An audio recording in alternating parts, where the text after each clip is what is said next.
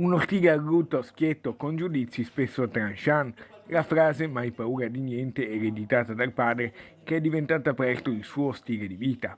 Luciana Crovato Boccardi è morta mercoledì pomeriggio all'ospedale civile di Venezia per un repentino aggravarsi delle sue condizioni cliniche. Il prossimo ottobre avrebbe compiuto 90 anni. Unanime il cordoglio da tutto il Veneto e da Venezia, la sua città.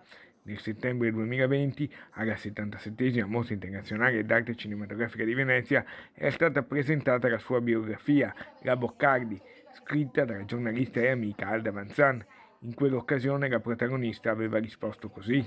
Mi ha colpita molto l'idea di vedere che fanno un libro su di me. Sinceramente non ho mai pensato che si sarebbe fatto un libro su di me, non mi sento così importante e quindi mi ha fatto piacere e mi ha anche mi ha intrigato. Adesso c'è una sua biografia che uscirà. È la storia di una famiglia, è la saga familiare, perché la mia famiglia ha questa storia molto avventurosa che comincia a metà Ottocento. Quindi il primo libro che è finito, che uscirà a gennaio, parte da metà Ottocento e arriva ai miei primi 20 anni.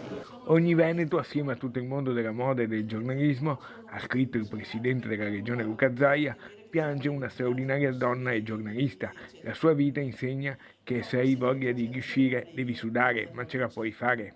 Mi ha colpito uno stilista che sta nelle retrovie di cui non si parla molto, che è Michele Miglionico, che è una persona molto colta, che studia dei momenti della vita, della storia nostra e che li traduce in una moda che è molto molto alta, molto bella. È stato il motivo per cui ho voluto raccontare la storia, la determinazione, il coraggio, la forza di volontà di questa donna.